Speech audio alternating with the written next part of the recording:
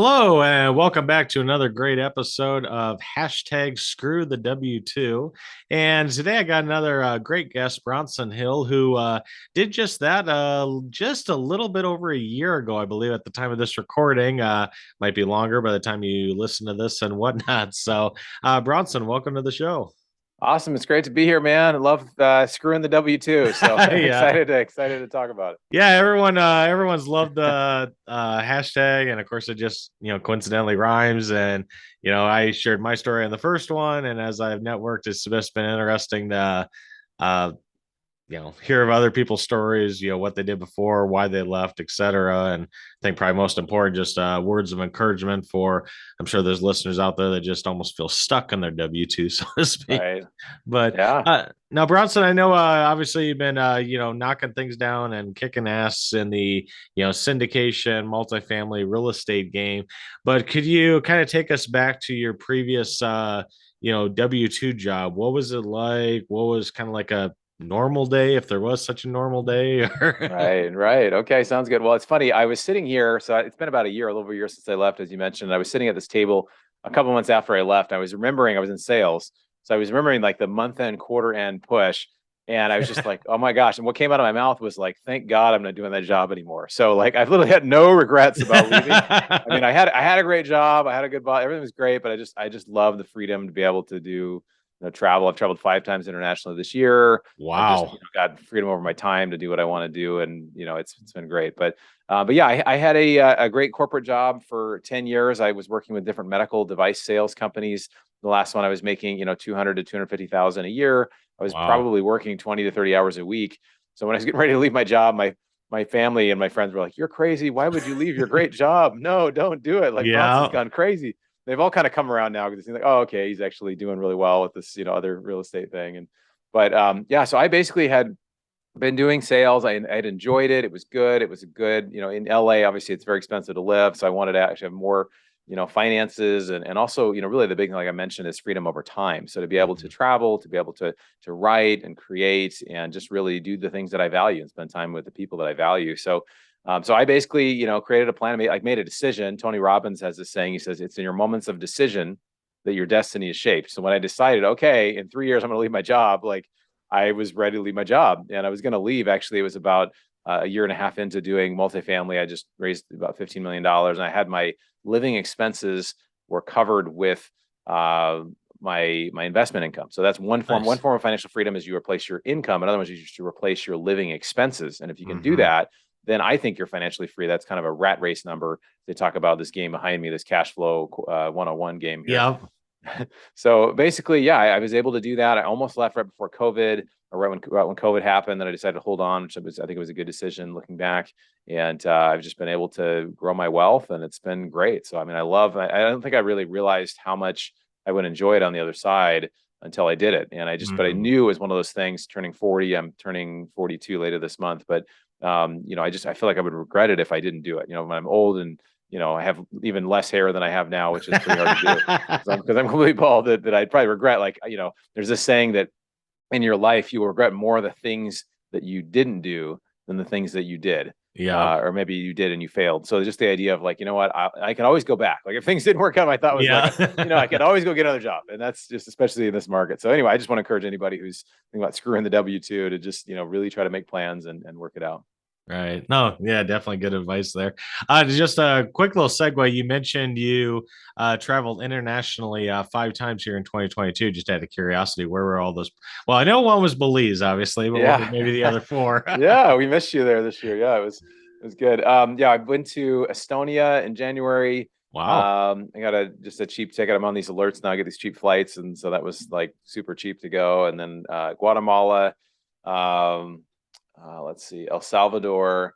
I went to Mexico a couple times, Okay. and then what's the other one that I did? I think that may be it. I think that's five. I feel like there's one more that I'm Yeah, well, missing, but Belize we already talked about. So Belize we talked about, and then I've got Patagonia lined up for about a week in November, December. Patagonia. So Okay, I'm that's curious. in Where the heck is yeah, that? that's in Chile. That's in Chile. So if you Oh, okay, Google gotcha. Google Patagonia, the mountains look absolutely unreal. So I'm pretty excited to go check it out. Gotcha. Cool. Interesting. So now, Bronson, obviously, obviously taking a step back, 2020, COVID, you're like, okay, I'm gonna, stick around with this, and plan B, can always get another job or go back. But what was, whether that was towards the end of your job or maybe a few years prior, what was kind of like the, you know, I gotta leave the W-2, I gotta find something different. What was maybe your aha moment, so to speak?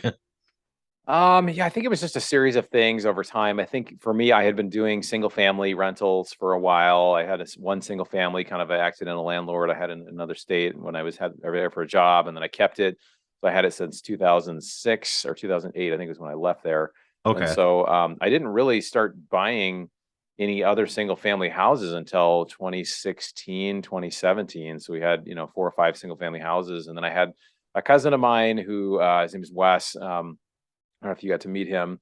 I don't know if you have met him because I don't think he was at the or maybe I can't remember if he was at the one you were at, but Uh, he has been doing multifamily for like 25 years, and he's like, why don't you do multifamily? And I said, I don't have the money, and he said you can raise the money. So he taught me about mm, syndication and said go to the real estate guys stuff, check out their this book, go to this listen to this podcast. So I just did everything he said, and then we okay. started to meet up in LA, and it just kind of like started to progress. And so as I did that, things just started to grow, and so I think I kind of saw the potential was there, and I knew I wanted to at some point really not work for the establishment and be able to do my own Sure. thing. But yeah, I think looking at it, it's hard. Some people are really geared to have less risk and just they'd rather Mhm. have a solid salary and benefits and just know they're going to be fine. And like myself is just I just love learning and I love doing new things and I just love how people create things and to be able to look back, it's incredibly rewarding, even when you go through challenges, to be like, oh, this is something that I created. And there's a mindset. There's a book, a really good book. Actually, I think you may have read it, but it's by Robert Kiyosaki. It's called Before You Quit Your Job. Yep. And It's my been quite cousin a few Wes, years, but yeah, I've read that one as well. it's so good. But he describes being an entrepreneur. As an employee, E quadrant, you can't make any mistakes. You make too many mistakes, you'll get fired. Yeah. And as an entrepreneur, you have to make a lot of mistakes, and you've got to be Mhm. willing to do it, and then you've got to quickly learn. And so it's a very different mindset. So a lot of people are just very afraid to do things wrong or afraid to make mistakes, and it's just like the more mistakes you can make and learn, the kind of the quicker you get there. And so that's just something I've tried to figure out is just how do I continue to try new things and experiment, and it's been good. So I've been learning a lot, and it's been a lot of fun. So. Cool. So now do you had obviously, 2020 to late 2021, was there any like you mentioned, your living expenses being covered by passive income. Were there any steps you had in place of I got to do A, B, C, and D before I quit my job, or line up, sometimes benefits are the biggest reason people stick with the job that they may or may not like. Yeah. Yeah. So it's a good question. There's the whole saying, when do you quit your job? Some people are like, they have no money and they like go into debt to like take out a Mhm. mentorship program and they quit their job. They like burn the boats and they're just like, I'm Yeah. done. And other people are like a month short of retirement. So I think, me, I was kind of, in the middle of just, okay, I've got to have some money coming in. Can I cover my living expenses? Do I have enough cushion here? When you have a business, it's good to have some cash flow. And then with syndication, as you know, it's just, as an operator, you don't really get paid a lot. You get paid a little bit when you close, and then you get about 80% of the money typically throughout the deal or at the end. And some deals, if they have a preferred return as an operator, you don't really get paid much along the way. So I'm actually not as much of a fan of deals with preferred returns as an operator or as an investor, because it kind of starves the operator. So Mm, I think for me the big thing was just really looking at, okay, I know I've got this lots of wealth coming in a few years, but I've got like, can I make it work? So just keeping living sure. expenses down. I travel, but I do a lot of it with points and I do other things. But just trying to really invest in the business, and it's a balance. It's challenging to manage cash flow, but the nice thing about the real estate syndication business is that you can run it pretty lean and do pretty well with it, which is even in a short amount of time. Cool. All right. And obviously we're, kind of talking in generalities, but do you know when your last day of work was, or your freedom day, so to speak? Or Oh, it's got to look at the calendar. I finished the end of July, so I think my that's fun. It's fun to think about. I just remember, I was getting ready to leave. My friends and coworkers were so happy for it. It was July 30th, 2021. oh, That was okay, cool. the last work day of July. Yeah. All right. Sounds good. Any looking back, any regrets or things you missed from your W-2 job or the, working world, so to speak? Yeah, I think one thing I do miss, I work pretty remotely now, so I do have a lot of calls, I have a lot of Zoom stuff like this. But I think there's no substitute for being in person. And I used to just Mhm. meet a lot of people because I'd go to hospitals and doctors' offices, and I'd always be connecting with new people, and I'd always just be meeting new people. So it's been a little more challenging. I have to be more intentional now about, okay, I'm actually going to go, and I'm going to go to the social event, or I'm going to go meet these people, and I'm going to like, which is kind of different, for those that, I mean, that could happen too if people were working remotely with COVID, but or with the COVID, protocols or whatever. But overall, no, I really don't have any regrets. I'm really glad I did it. I Okay. still, I have no plans now to go back. Things have gone really well, so I'm very grateful for that. And I actually really want to try to help others become financially free, like you're doing as well, and be able to leave their job. Because I think once you become financially free and you're not stuck to a paycheck, you're Hmm. not, it's like an addiction. It's just we get Yep. stuck to it. And once you can leave and you can move on, then it gives you a lot more creative freedom. It gives you more creative freedom to Mhm. be able to do what you want to do. And once you know you have, I mean, literally you could, I mean, I'm honestly, I'm working way harder than I was Yep. before because I'm just so passionate about what I'm doing and I see the opportunity and I love being able to do things like this and connecting with investors. And we've got, our multifamily deals and our ATM fund that we do. And we're just generating a lot of help for a lot of people. And it's really fun to be a part of that. Yeah, I think I can't remember if it was Lori Grenier or Barbara Cochran from the Shark Tank said the entrepreneur is the only one that gives up working 40 hours a week to Yeah. go for working for 80 hours a week for half the pay or something like something along those lines. But yeah, it's when you become an entrepreneur, you're sometimes almost working 24/7. Well, and then the goal, that's a really good point. The goal is to, there's a guy named Dan Sullivan who's an author and leads a group called Strategic Coach, and I'm a part of that group now. But he talks about, there's a book called The Self-Managing Company. And, he's like, how many of you, he talks to entrepreneurs, how many of you people want this? That like you have a business that kind of self-manages where you don't have to manage. So that's what I'm trying to work on now is how do I create, not even just the work-life balance, how do I create a company where I can empower it in such a way where people are they're self-managing and the company itself is self-managing. And I hand off the things that are repetitive and I Sure. focus on things that are more creative and innovative and Mhm. things like that. So I'm excited. I think that's possible. I mean, the challenge, there's the book, The E-Myth by Michael Gerber. He says the goal, if you go, you're not trying to work in your business, right? Because then you don't have a business, you own a job, right? Mhm. Yep. So and that's what a lot of people do. They, because if you don't show up, then the thing doesn't work. Versus, working on your business, then Mhm. it allows you, rather than being in your business, you're actually able to kind of continue to create and grow a self-managing Yeah. company.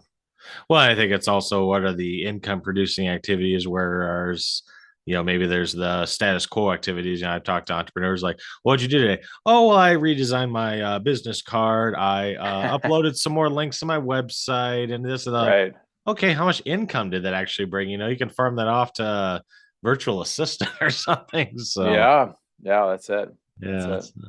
Now, you've kind of alluded to this, and I could probably take some pretty good guesses. But since you've been on this journey since July of 2021, what's been the most exciting thing, or what's the thing that you like the most being an entrepreneur, financially free versus a W-2 job that did make six figures that a lot of people were probably like, well, why in the world do you live in a six-figure job?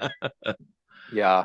Yeah. I think honestly, just being able to have control over your time. I mean, it really comes back to that. It's just that, like, last week I was in Houston. I spoke at a meetup, and then I live in LA, and most of our real estate's in Florida and Georgia, so it's kind of funny being all over the country. But and then I flew to, after being in Houston, I just for personal reasons flew to DC, and I did what's called a Savage Race. It's one of these obstacle course races which I like to run, and people like, you pay to do that, and I was like, yeah, I enjoy it. So I did that, and then I toured around DC and did some of the Smithsonian stuff this weekend, and then came back, and I just love being able to kind of work those things. And I'm headed to Dallas tomorrow for a couple events, and so just Cool. being able to have that flexibility, both for fun, for vacation, as well as for work stuff, just to be able to have creative control over it. And even like, I'll take a couple days, usually a quarter, and I'll just go away and I'll just kind of reflect on what's working, what's not working, just really put myself in that place where I can ideate and create. And so I love that. I feel like I'm actually musical. I've written over 100 songs over the years. So to Oh, me, I can wow. bring some creativity to what does business look like? What do I want it to look like? What do I want my life to look like? What do I want to create? And it's amazing about life if you just simply create an intention. I think it was Napoleon Hill, which no relation to me, even though my last name's Hill. But he said, Maybe whatever 15th cousins twice yeah, removed or maybe, yeah, something yeah. like With Boston Hill, it's got to be that. related. That was my cousin, yeah. But he said, whatever the mind can conceive, and believe the heart can achieve, or something. It was something Hmm. like that, where I may Yep, have I know what pushed it a you're little bit. talking about. Yeah. But just the idea of like, if you were actually able to, in your mind, create, and I think anybody listening, just get a whiteboard. Just what would your ideal day look like? What would you be Yeah. doing? When would you get up? What would you go? What are the trips you'd go on? How much time would you spend with your family? What are the things that you would do?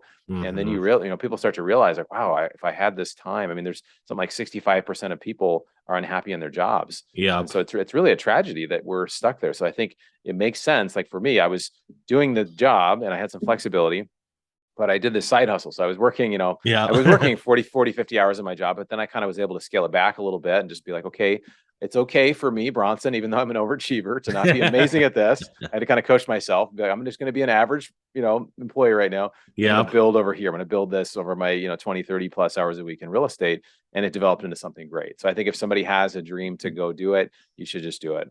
Yeah, no, I definitely agree.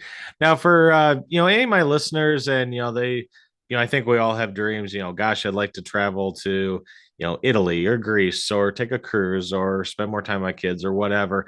I think we all have that, but I know, like you said, 65% of people are in jobs that they don't like, and many of them probably feel stuck, and maybe it's, well, I can't leave my job because I'm the sole breadwinner, or I can't leave because I lose my insurance, or I can't leave because, well, what if I fail at this, entrepreneurial pursuit? What would you say to any of those that do feel stuck and just need, maybe a little extra motivation to, take the leap, or even just the first step?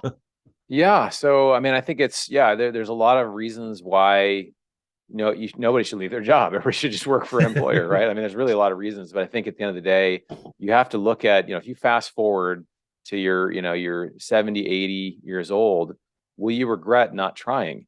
And Mhm. that's what I realized for me. I was like, yeah, like I'm getting older. I turned 40 and then I'm 42. It was just like, realize, I want to really make this be a part of my life. And that, if it doesn't work, I can always go back. And I just, Mhm. I don't know, if some people are, they're single parent with 5 kids. I mean, it's obviously not maybe in the cards for every single person, but Sure. maybe even then, maybe they've got family help. Maybe they can do stuff in the evenings, and instead of, going back to school, maybe they can start researching a way that they can develop income.